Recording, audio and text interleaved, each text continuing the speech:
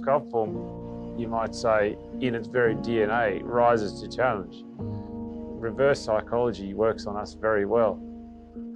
So if we see something we love, that we really default to yes rather than to no. We're actually really inspired by what the architect does and what that end result is. So we're not just focused on supplying a product to a project, but we really see ourselves as integral to the architectural design team. Hey everyone, really excited to be here today. My name is Blake Proud and I'm part of the business development team here at Sculptform, and that was our managing director, Jeremy, you just heard from, who was talking a little bit about what really inspires us as an organization. We're also joined today by the lovely Bruno Mendes on the right of your screen and Sue Fenton in the middle from Bagot, who were part of the team that they really helped design the beautiful space that you saw in that video and what we're sharing with you today. Now, we were really hoping we'd have a chance to share their beautiful creation with you guys in person. However, COVID being COVID means, unfortunately, we're not able to really leave the safety of our home at the moment. But I guess one of the real positives to come out of COVID is we're now super agile and we're able to do things like adapt and adjust, and we're flexible, and we've got plenty of experience with online platforms now. So today we're utilizing a platform called Livestorm. It's really great from a user engagement perspective. There's a chat box on the right-hand side. We encourage you guys to say, hey, let us know where you're tuning in from.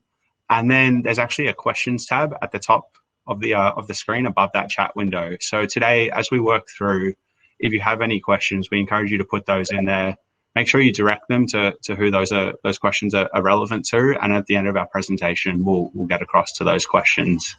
So just really quick in terms of an agenda, I'm going to quickly just introduce Sculptform as a company and talk really quickly about why we felt we needed a Melbourne-based presence. And I'm going to throw you over to the Bagot team, so over to Bruno and Sue, who will talk a little bit through the design philosophy and how they've come up with the beautiful space that we're super excited to share with you guys today. At Sculptform, we're a modular feature lining system manufacturer. So we're 100% Australian owned and operated, and our head office is in Bendigo. So all the aluminium and timber material that you see today is our product. And then there's a proprietary system that sits in behind that product, which really makes the system easy to detail, easy to specify, and super easy to install. Our focus as an organization it's really on bridging the gap between beautiful designs and buildable solutions. So we're all about systems that bridge the gap between those two elements. And we're really proud of the studio. The studio is an example of kind of what we can achieve and what our product capabilities are and our capabilities as an organization. I think that's full credit to Bagot for taking our base level product and kind of pushing the boundaries of what we can achieve. So as you look at all the imagery today, I really encourage you guys to look at the curves as well. It's a prime example of Bagot coming in and pushing our capabilities. Just to give you guys a little bit of context on why we created the design studio. So we've been in Bendigo for about 15 years now, and we really recognized we had a need for a Melbourne-based presence. We're all about collaboration with the architectural and design community, not just at the early stages of conceptualization, but also working through a project life cycle. So working with main contractors and installers as well. So we really recognized that we needed a space in the CBD where we were able to collaborate and work with the industry. And then Bagot really helped kind of push the evolution of that idea and that concept and what that looked like. So I'm just going to show you a quick 2 to 3 minute video, which will just give you some snapshots, some imagery of the studio to provide some context. And then I'll throw you over to Bruno and to Sue.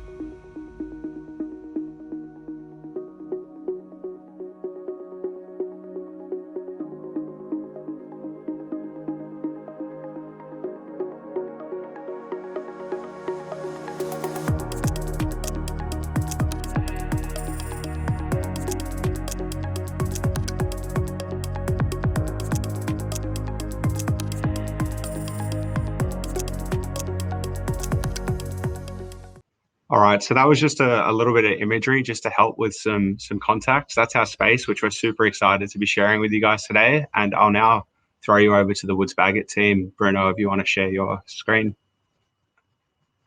Will do, and I think, Sue, you're kicking off, so I'll share the screen and Yep. take it away. Good morning, everyone. We'd just firstly like to respect and acknowledge the Wurundjeri people of the Kulin Nation, the traditional custodians of the land on which we meet, and we pay our respects to elders past and present, as well as to all Aboriginal and Torres Strait Islander people in the wider Melbourne community and beyond. Indigenous sovereignty has never been ceded. So my name's Sue Fenton. I'm from Woods Bagot. I've worked with Bruno for many years, interior designer. I just thought I'd just kick off with a little bit of background before Bruno launches. We got a call from Sculptform team to see if we were interested in participating in a small competition to design a new showroom space so that they could have a home base in the city. And with the successful design proposal, this project has taken us all on a really exciting journey. This project fits perfectly into the open house theme this year of Reconnect. As you'll see, the space is much more than a showroom or a workplace.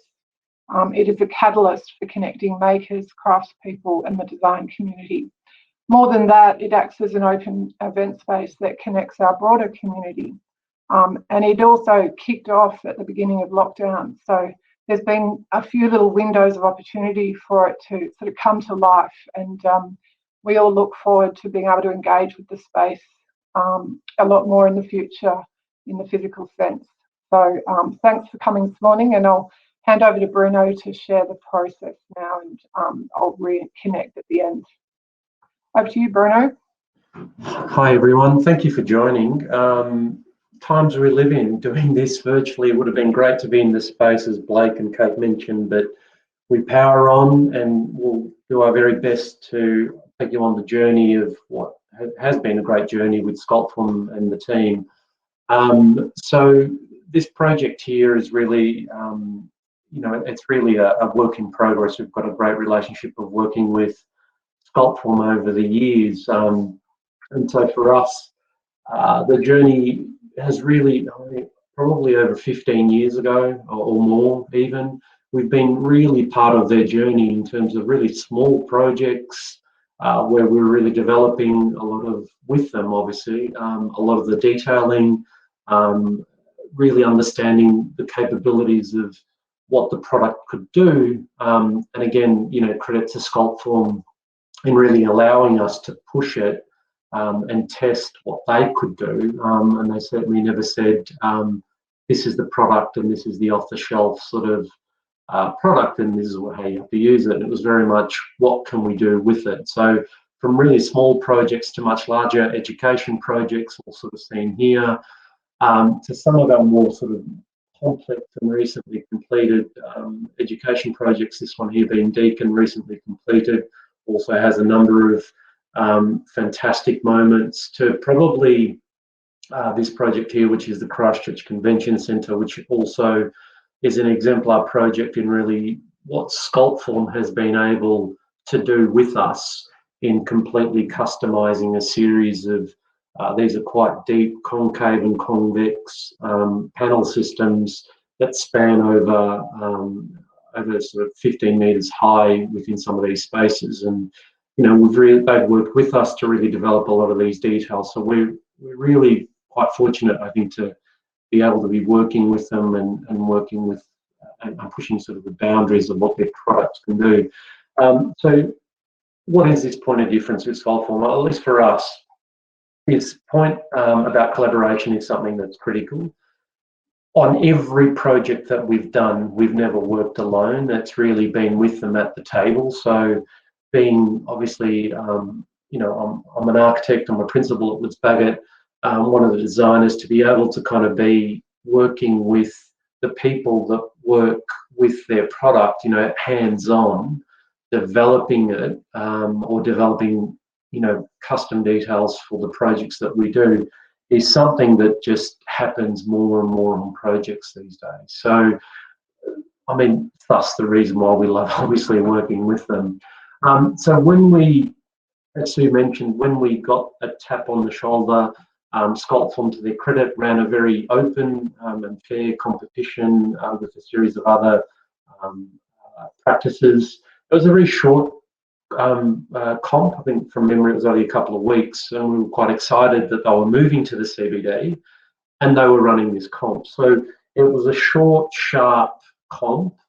We went and saw the site. Here it is here. This is what it is. Pretty standard sort of CBD site with ceiling tiles. Not really that inspiration, but also quite constricted in terms of head height and sort of one half of the floor plate. So this was the framework that we had to work with, to be honest. And very early on, we started thinking, we had a brief.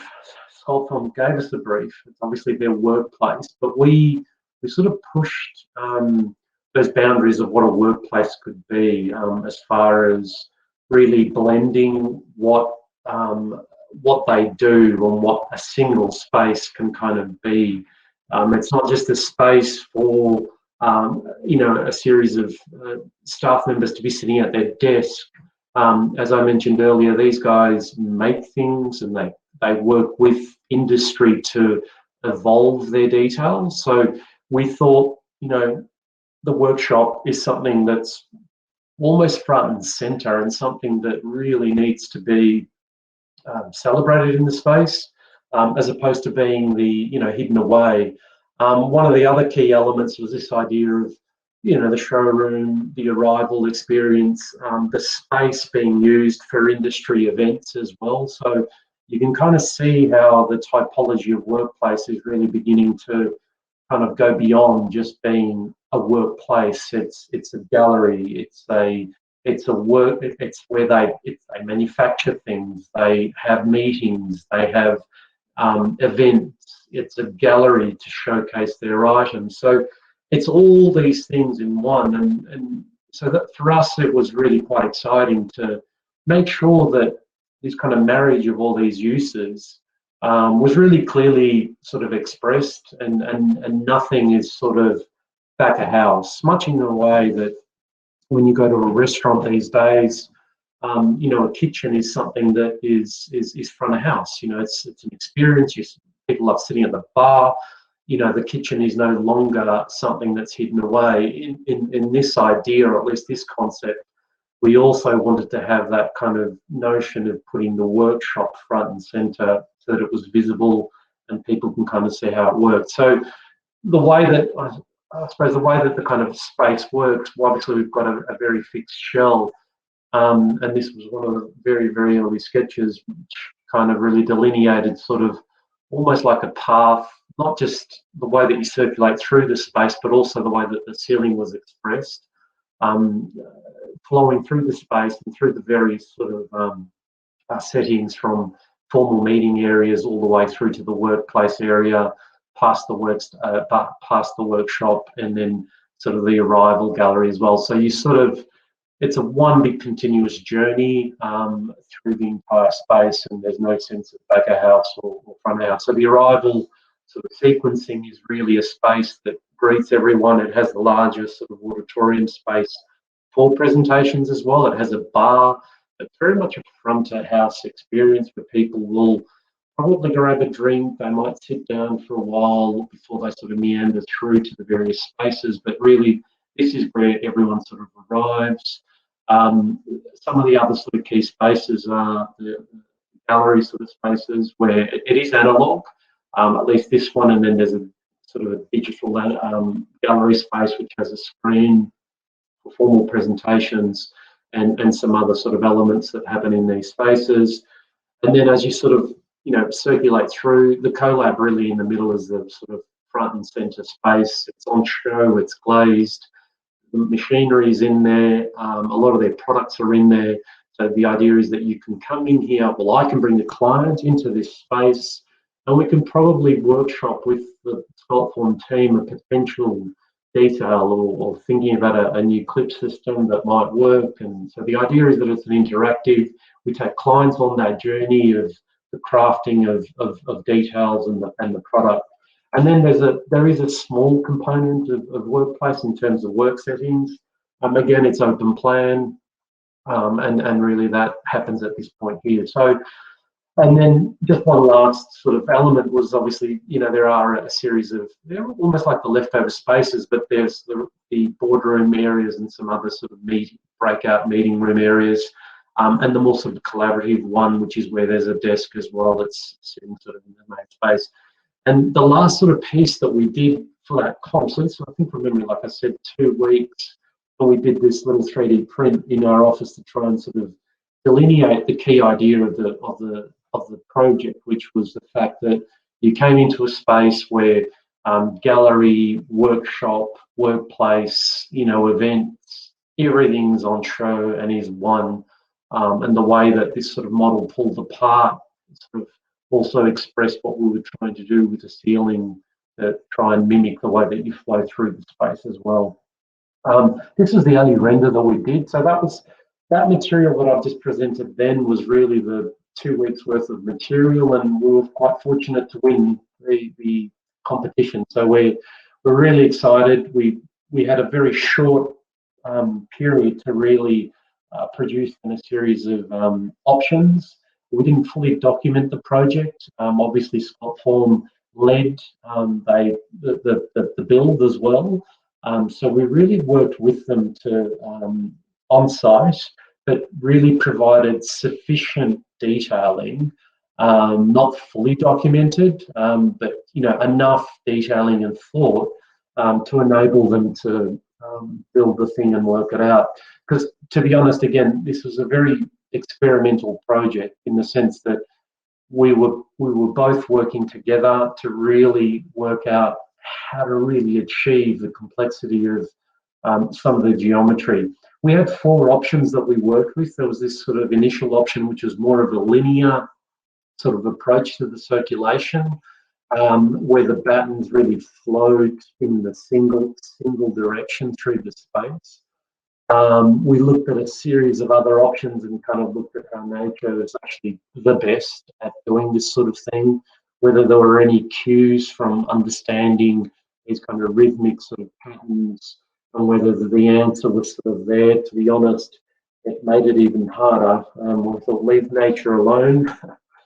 We looked at how we could possibly make something complex seem probably a little easier to build. And really, these were just explorations that, to be honest, we were really pushing the boundaries with the team, with the Sculptform team. And I think what we ended up sort of landing on was a sort of a halfway house between something that expressed the movement through the space, gave them enough movement to change the way that this was built on site as well. So there's a little bit of flexibility as well with the way that the battens are laid out in this sort of radial sort of way.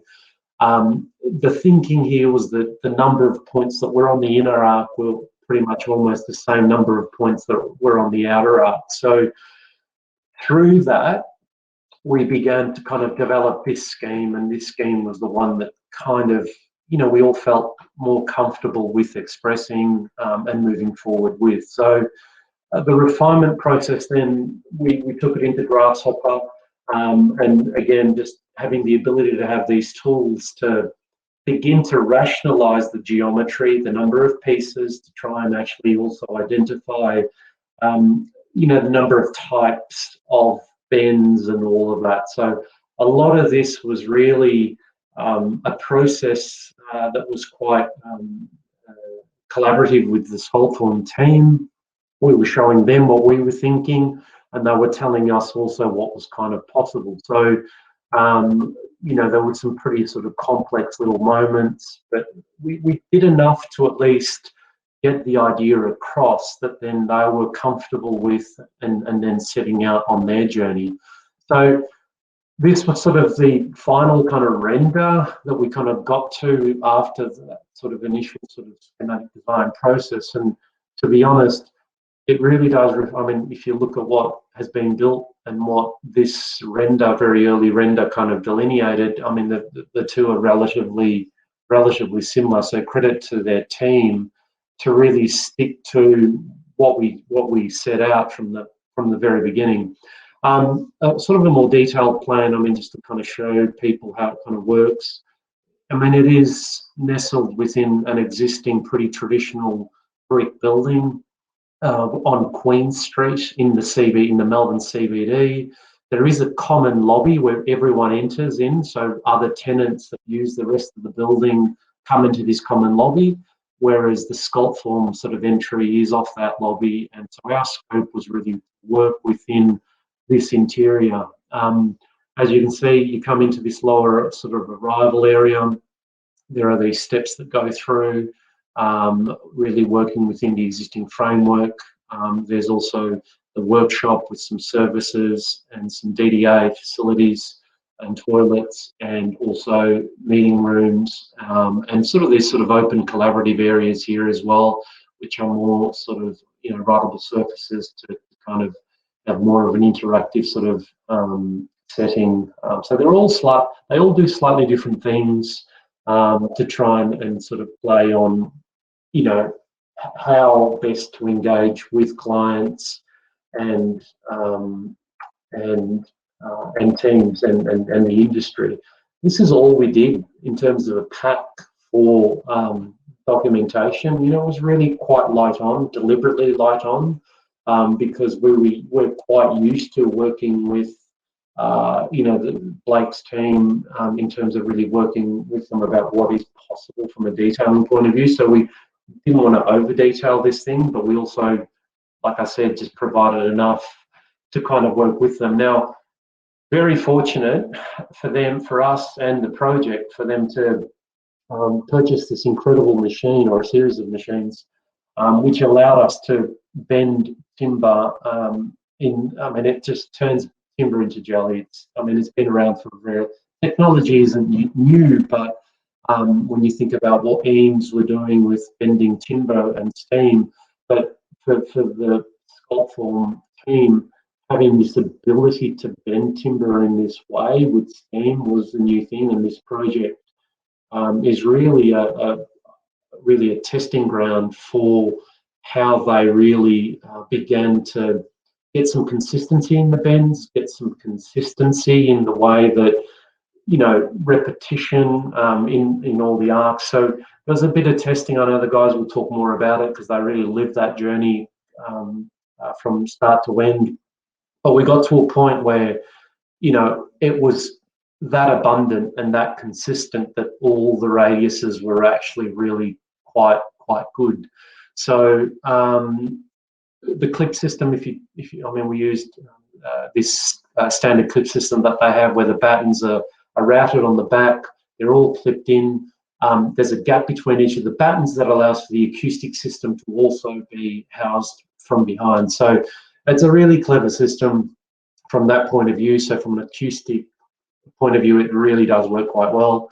And the gap can vary. And this was the other kind of key thing. So as the geometry kind of weaves its way around the floor space, you do have these moments where the gap does vary a bit.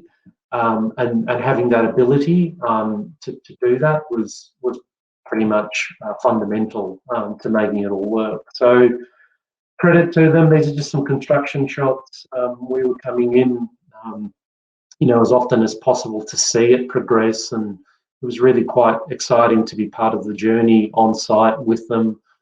Credit to the team again to, I mean, set out to just lay out, I don't know how many pieces in the end. I think we could kind of strip that information from the computer model, but you can see that it is quite complex. We also looked at these kind of almost like these hockey stick kind of turn down details where there's solid carved pieces as well that are being sort of, that allow the kind of the ends to terminate these elements here and create the continuation around some of these moments. There's a close-up detail of it on site being worked out and developed.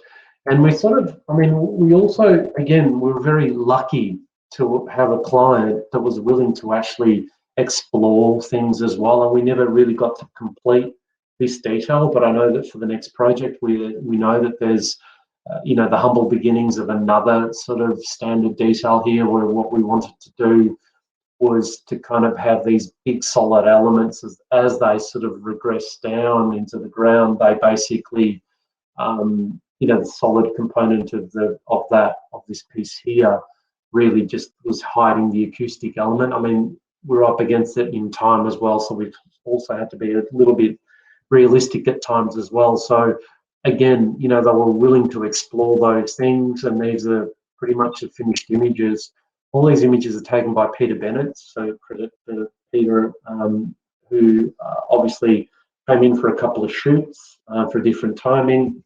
The main arrival space, the workspace or the workshop on show, the workstations to the right here, the arrival area with the bar, and then a little auditorium space here. There is a drop-down screen that you can kind of just see there that just pops down for any presentations. The gallery to the left, this battening system here is also another system that they have, which is extruded aluminium. These are just some bronze anodized items that we put in here. They're quite beautiful as a product as well. So the space is also a showcase to, you know, a variety of other products that they also have, which is also demonstrated within the gallery, seen through there where these walls pop out to sort of show a series of other products that Sculptform have. The backdrop to the city is actually quite nice as well. You can see the showroom from the street in, but you can also have really fantastic views out from this curtain, this sheer. I mean, it does get pulled across as well. So you do have a really nice sort of engagement also with the street, which pedestrian footpath is pretty much almost at grade there at one point. I'll just quickly flick through these photos. I'm pretty much almost done, but you can kind of get a good feeling for the space. We work quite hard to also conceal some of the lighting. Some lighting elements are obviously on show. Others are concealed within the battens. We get some kind of really nice moments of glows where the lights are up higher and glow down through the lights, through the battens. A little waiting area, and then this kind of tunnel space that takes everyone through. To the right here, there's a TV with some seating where you can actually have live presentations as well. And then just some of the other moments. It's quite a simple space. It's not that big, the way you circulate through it. You can see some of those other lighting moments there that I was talking about there, where you get these kind of really sort of interesting moments of how the space is lit up. And the workshop itself, and the workshop's obviously front and center, so we're quite happy to have this on show. I mean, these guys do use this space. A lot of their products are also just behind me in terms of there's a shelving element that has a lot of their standard products and products that are ready to be cut and modified and make live models to show clients. There are also these kind of other moments in the space where we're trying to get in natural light into the space as much as possible. So you do have these moments where the sort of the interior skin of the skeleton of this thing touches the perimeter building, and where it does touch and where it does align with some of the existing windows. They are moments where, you know, you can look out and allow light. These are the workstations. Obviously, these photos were taken just before the Sculptform team moved in. Again, they're all custom-made workstations with all the cable management systems that just sit within there, and then the screens just pretty much sit in the middle there. So they all sit together in the space, which is quite good. And you can kind of see there's some pretty sort of interesting moments where that full sort of loop of the ceiling detailing, that sort of where it clashes into the main arrival ceiling moment. It's sort of a great little moment there as well. Pretty much get to the end.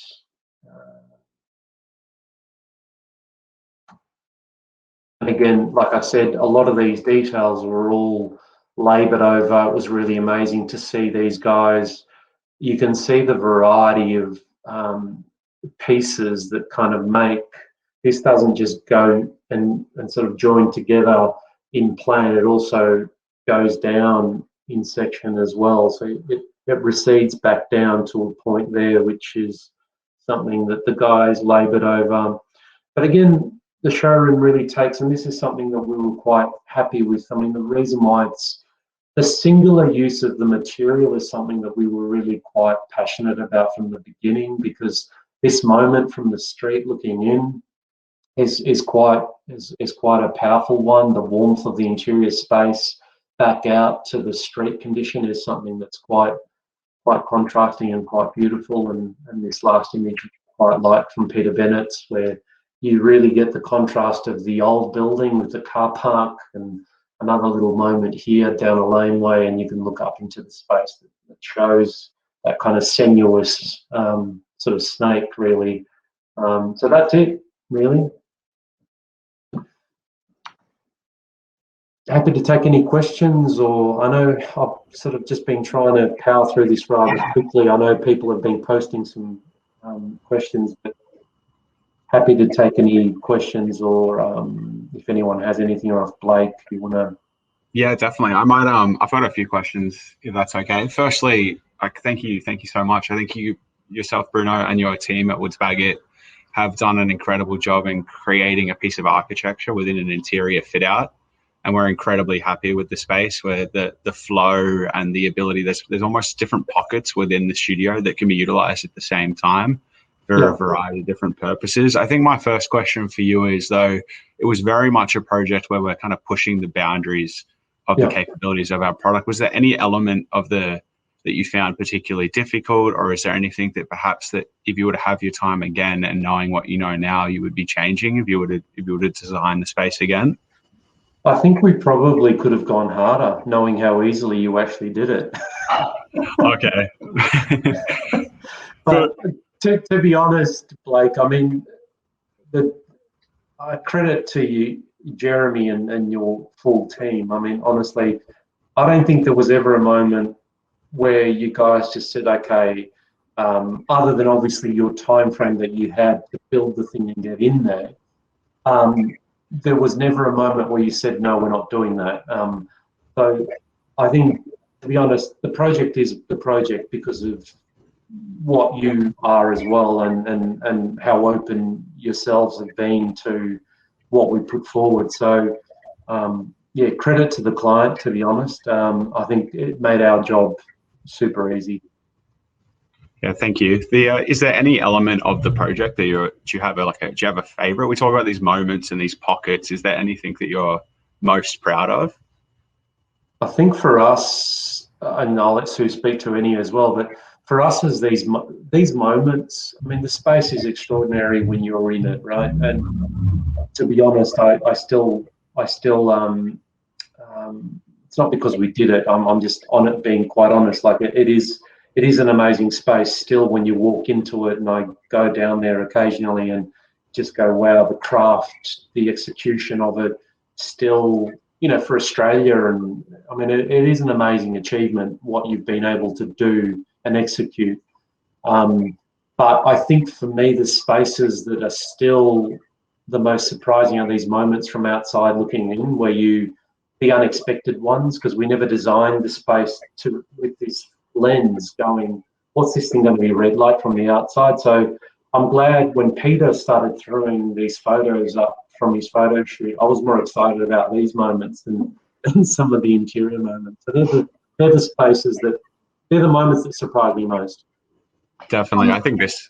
Sorry, go Sue. I was just going to say that, you know, it started off as a functional brief, like we need a workplace for this many people, you know, we need this, we need that. And so all those functional things, they were sort of put on the side. And the really big idea around, you know, creating this sort of almost infinity diagram meant that we kind of moved from just dealing with the materials and what they can and can't do. So you go from timber being this kind of quite static material, and then applying, I suppose, the big idea and the way that it kind of expressed the whole organisation. So you sort of end up with this beautiful kind of inverted, inhabitable sculptural piece. And then the materiality and the way that Sculptform were able to kind of bring all their knowledge to how to make this thing. And it's quite seamless. Like, you do not kind of, it doesn't feel laboured in any way. And I think that's like a true testament to not only the relationship, but also this kind of merging between, like, we were the designers, but we were also the clients, because we're the end users of the space. And then Sculptform were not only our clients, but they were also the makers. So there's this really lovely kind of breaking down of all the rules of what you can and can't do. And then all the functions are very fluid. So, the workplace is everywhere. It's not just here's a pocket of the space that becomes the workplace. So I think that's the true testament to, your capability and also that what Bruno was saying about, just staying with the vision. What an amazing client to have that just sticks by their guns and says, make it as hard as you can for us because we want the challenge. Like that is incredible and probably once in a lifetime opportunity for us. I'm just conscious of some of these questions. I was keen to answer some of the questions. Is the best way to maybe Kate or Blake just go through the chat and maybe you happy if we just answer some of the questions that are on the chat? Definitely. So we'll read the first one out from you, Ren, which is, could you please explain the involvement of Revit drawings into the later process of the development? Also, what kind of timber is chosen to amplify the architectural feeling? Sure. I'll start. I'll start with that one. So Revit, our workflow was basically Rhino, Grasshopper, and Revit. The Revit workflow was really just to execute the drawings. We could have pretty much stopped at what we had done, probably with all the work that we've done in Rhino and Grasshopper, and left it at that. With then just providing a lot of the output from that platform to Sculptform, but obviously with just some of the sort of spaces and the clearances and things that we needed to kind of maybe just mention up, the Revit platform was just something that was incorporated just to get some basic working plans out, and that was it. A lot of the detailing, like we said, was also a lot of those meetings on site were actually probably one of the most important. We got 10 minutes, we're about to be signed out. I'll power through some of these answers then. So the Rhino, Revit, but also not to undersell the on-site discussions, which were absolutely critical, and having that ability to engage with the subcontractors. The question before that, which was about 2.4 metres, the space has a lower ceiling and a higher ceiling. So where you arrive is the higher ceiling, and then the rest of it compresses down into that lower ceiling height. So it's not all open; it's just half open at the very beginning. Probably some of the questions going down that list. Synergy between client architectural team is inspiring. Sorry, that's not a question, but statement. Yes. How did you bring stock into the workshop? Well, again, some of these functional kind of questions around, the reality of how a workshop might work. If we had approached this in a traditional way, we would have gotten a traditional outcome, as in the workshop would have been hidden away, and that's something we deliberately didn't want to do. The sort of equipment that Sculptform have in the space is quite manageable, and it's quite small. So a lot of it comes literally through the front door and into the space. They clearly have their massive space, not in the city, obviously it's out in Bendigo, correct? Yes. So, that's the main space where a lot of the mass production happens. So really this is sort of a much smaller sort of interactive workshop to deal with much smaller things or smaller details. Other questions in comparison? I'm just wondering whether there are any others. There's a question from Satish in the questions tab, which that workshop just you talking about dealing with them on a small scale really feeds into his question about he has an interest in rapid modular construction and what are some of the inhibitors and enablers. So as an organization, we have an off-the-shelf product range that works with our modular components. That the workshop is about working with an architect or a designer to work within kind of the window of what we feel is achievable from a modular design. And we can it's about speeding up the feedback loop. So we can sit down, someone can come in with a drawing or a design, we can work through it and find a workable solution with what we have off the shelf and what we think is possible. And then we will feed that back so we have a dedicated pre-construction team in Bendigo who really looks after that focus of bridging beautiful designs with buildable solutions. So that's where our capabilities as an organization come into play. Modular construction is who we are. It's in our DNA. And I think that it's the first step, that collab, which you guys have designed front and center, and we're incredibly proud of, is really where it all starts. It's where we learn, and then we evolve from there. There was, just on Yiren's question a bit earlier, Bruno, there was also what kind of timber is chosen to amplify the architectural feeling? From memory, it's an oak. Correct, yeah, it's an American white oak, and that was chosen for, in terms of, from a functional standpoint, it's a timber that bends really well. I'm not sure, you might be able to speak more to the design intent, Bruno. Was it always an American oak that we were exploring? We looked at a number of options, but we landed on the American oak. I mean, Jeremy was quite keen to use the oak as well. Obviously, the oak is a stunning product, but it's also quite a hard product. So, the way that it also reacted in the steaming process was something that was a little bit, he was more comfortable with, because some of it was fascinating. And again, it's all experimental, but we've got a lot of photos of some of the steaming process going wrong, and it just shows the experimental nature of. I'm not sure that every timber is probably well suited to some of the things we were trying to achieve. I think the oak was one that definitely stood up to some of those tighter radiuses, and also the bends, and it didn't also the splintering was also minimized as well. So it was, that was my understanding of it all. Yeah, definitely. Oaks are, it's in terms of, like, you're completely correct when you say not all timber bends the same, and oak's incredible for that. It also has, when you bend a piece of timber, there's spring back, so the timber doesn't hold its shape when it cools down, and its spring back is kind of a lower ratio in comparison to other timbers. I think that might be it for questions, unless you guys have seen any other ones. I don't think so. So I will firstly thank you very much to everybody who has shared their morning with us. Again, we're incredibly proud to share the space. I hope you guys found it useful. Thank you to Bruno and Sue for attending today.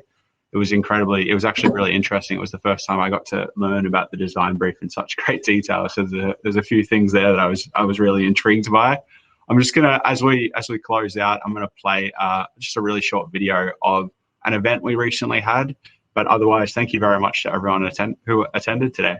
Thank you all as well for attending.